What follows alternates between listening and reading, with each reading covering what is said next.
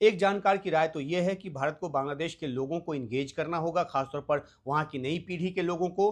भारत ऐसा करता है तो उसे इस पीढ़ी के साथ कनेक्ट बनाने में मदद मिलेगी, क्योंकि कहीं न कहीं ये भी माना जाता है कि भारत ने अपना कनेक्ट जो है वो बांग्लादेश की नई पीढ़ी के साथ खो दिया है या बना ही नहीं पाई है। ये विश्लेषण वहाँ से निकल कर सामने आ रहा है। और किसी भी देश की जनता के साथ कनेक्ट होने पर वहाँ की सत्ता के साथ तारतम्य बिठाना ज़्यादा आसान होता है, क्योंकि दोनों ही तरफ से जो हित साधना है वो इसके ज़रिए हो सकती है। तो ये एक अहम पॉइंट है जो जानकारों की राय है उसके मुताबिक।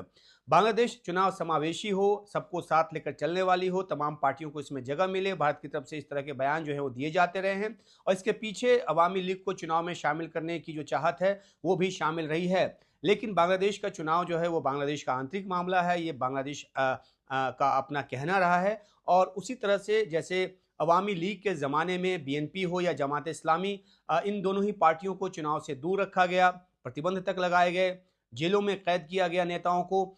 तो अब जो है एक तरह से काल चक्र घूम गया है, तो अवामी लीग पर चुनाव में भागीदारी पर जो अस्थायी रोक लगाई गई है उसको इस चश्मे से देखा जा रहा है।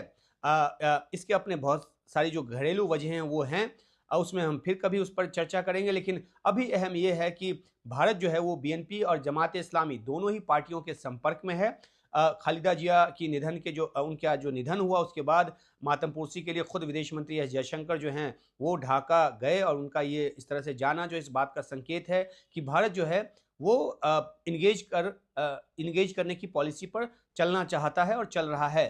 बीएनपी का घोषणा पत्र जो है वो 6 फरवरी को आने वाला है। ये जो है बीएनपी की उन 31 सूत्री रिफॉर्म एजेंडे के तर्ज पर होगा जो उसने पहले जारी कर रखा है। उसमें समावेशी बांग्लादेश बनाने की बात, युवाओं के हिसाब से नीति बनाना, 8 सेक्टरों को प्राथमिकता वाली जो है 8 सेक्टरों में सामाजिक नीति जो लागू करना है, वो बातें जो है उसमें शामिल है। और इन बातों के साथ बांग्लादेश में अल्पसंख्यकों की ज़मीन कब्जाने वालों पर सख्ती की बात जो है वो की गई है, उनके लिए ट्राइब्यूनल बनाने का वादा जो है वो किया गया है, और सांप्रदायिक हिंसा से बचाने की उस सूरत में अल्पसंख्यकों के साथ खड़े होने की, उनको प्रोटेक्ट करने की जो बात है वो भी खाका उस में खींचा गया है। तो बीएनपी इस तरह की बातों के ज़रिए भारत का भरोसा जीतने की कोशिश में है, और ख़ासतौर पे जो अल्पसंख्यक हिंदू है वहाँ पर उसका भरोसा भी जीतने की कोशिश में है। तो चुनाव नतीजों पर निगाह रहेगी, और नतीजों के बाद चाहे वो जमात इस्लामी सत्ता में आए या फिर बीएनपी आए या फिर किसी और तरह की मिली-जुली सरकार, या कोई भी फॉर्मेशन वाली सरकार जो है वो आए, तो देखना होगा कि वे अपने चुनावी वादों को ज़मीन पर उतारने के लिए किस तरह से आगे बढ़ती हैं वो पार्टियां या वो पार्टी,